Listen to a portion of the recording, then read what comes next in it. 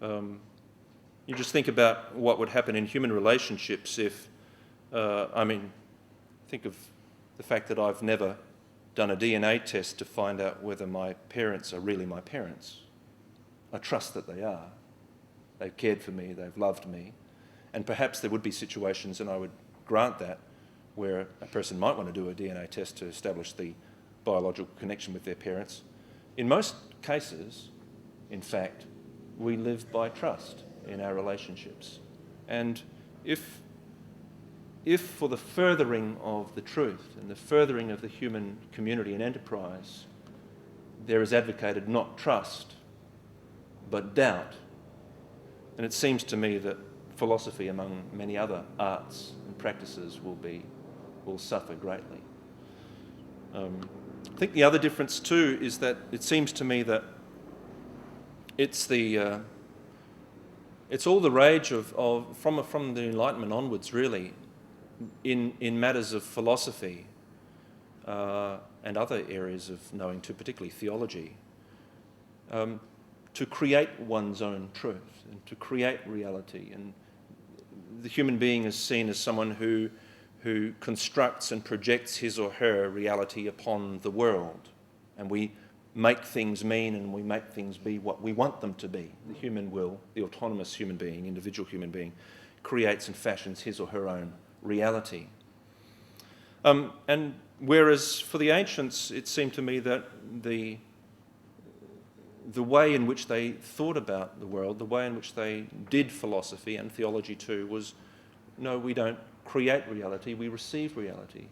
We discover it as it is, we find it, and we shape ourselves according to it. And C.S. Lewis reflects on this, of course, in his great work, The Abolition of Man, and on one of his essays about the poison of subjectivism.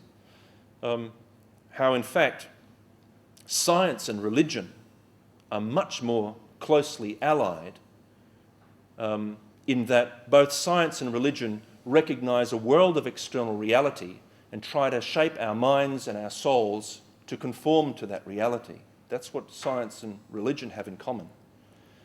But what we have today is the supremacy, not of science, it's not a battle between religion and science, but we have the supremacy of technology and magic. And technology and magic see the task of the human being to create reality as I see fit, to take reality and to shape it, manipulate it into forms so that I can dominate them. And so, in fact, while it's commonly thought that religion and magic are closely allied and science and technology are kind of, the new Gnosticism, so to speak. In fact, science and religion are great bedfellows.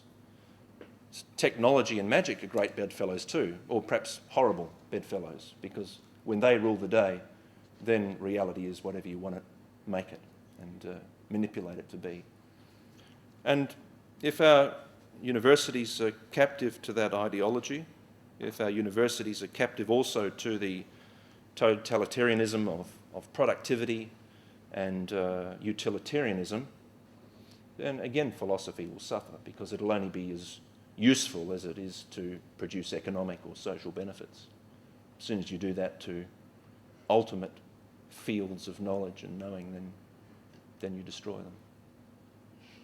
I think that's part of the sickness of modern academia.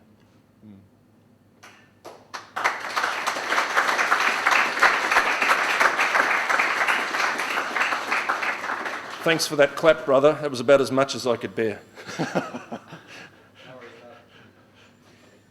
Okay, so I'd just like to thank Dr. Cooper for all these wonderful words of wisdom that he's imparted to us tonight. It really struck me that the richness of what he was talking about. It brought in so much of everyday human experience. It wasn't dry and abstract, and it brought in a lot of things, questions that we ask each day, and experiences and feelings that we have each day. And that was the other thing that struck me about it. Was it wasn't purely intellectual or cerebral the way he talked about philosophy. It brought in our heart and our soul and even our bodies, what we do. And that's a very Catholic, if I can use that word to describe it, view of philosophy, that it's not purely intellectual exercise. It involves the entire human person. It integrates all those things. So, I just thought it was wonderful.